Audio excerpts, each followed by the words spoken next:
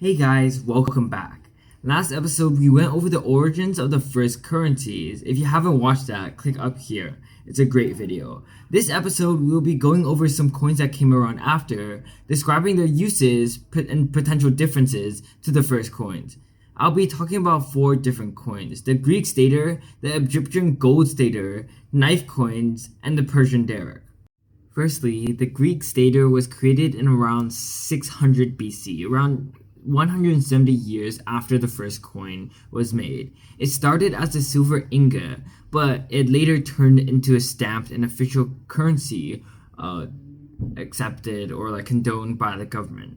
The first of these coins was an electron coin, a coin made of an alloy of gold and silver, struck in Aegina, an island off of Athens, at the same weight as the Phoenician shekel at around 7 grams. As the stater became more and more common, many non-Greek coins took on similar shapes or similar designs. For example, after being mercenaries to the Greeks, Celtic tribes brought the concept to Western and Central Europe. The coin, the stater, spread to areas such as Britain and Egypt. All of these coins originated from the basic idea of the Greek stater. Secondly, the gold stater was an Egyptian coin minted in roughly 360 BC under the pharaoh Teos, taking heavy influence from the Greek stater. These coins were made of gold, and the main purpose was to pay the salaries of Greek merchants that they hired. The standard weight was the same as the Persian derrick, around 8.42 grams. This probably imitated that of the Greek stater because of 2 reasons. First of all, the idea was probably influenced by the Greeks, as the name suggests, but second of all, to make the Greek mercenaries more comfortable with their payment. Thirdly, the Persian derrick, minted first in 546 BC, was the first gold coin to be ever made. Following Cyrus the Great taking over Lydia, the primitive trading practices and existing coins in Lydia were replaced with these Lydian coins. These were not, however, initially gold. Under Darius I, in 521 to 486 BC, the derrick was made into a thicker gold coinage weighing 8.4 grams, the weight of the previous coins we talked about. The weight 8.4 grams, although originating from the weight of the Greek stater and all the other staters, became actually known as the Persian standard instead of sort of like the Greek standard or the stater standard. Being made of 95.83% pure gold, it was worth 20 times more than the silver gold coins existing during the same time.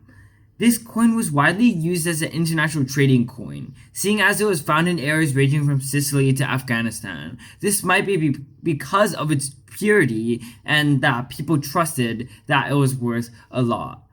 The use of these Persian derricks were ended with Alexander the Great when he melted them down. Fourth, knife money in the Zhou dynasty China was another special type of currency used from 600 BC to around 200 BC. There are many stories explaining why knife money became so popular in China. One says that a general was running out of money to pay their soldiers, and so allowed their soldiers to use knives to barter with villagers. Others said that a prince started using it as an alternative to the existing popular currency. Yet another says the idea and the currency was never originating from China, but instead it was brought in through trade with India.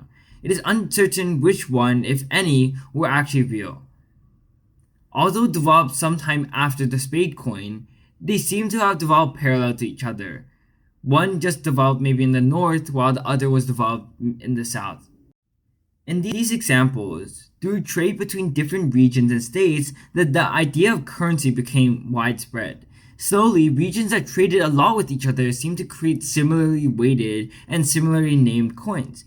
This made it easier for them to trade and convert no matter what region. For example, the Greek stater and the gold stater had similar weights, similar names. The Persian derrick had the same weight as the staters, and all these seem to have influenced each other and created like this sort of standard way which was used across regions and across countries.